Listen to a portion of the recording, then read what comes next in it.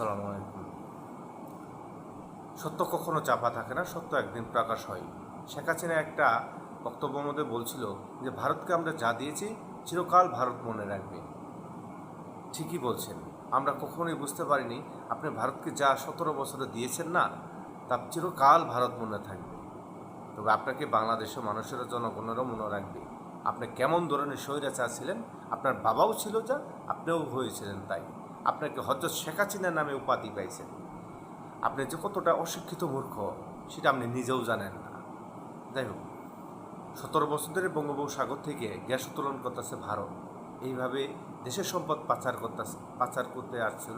তবে এই 5 বছর যদি খাইতো, দেশটা বিক্রি করে দিত শেখ হাসিনা। ভালো থাকবেন, সুস্থ থাকবেন।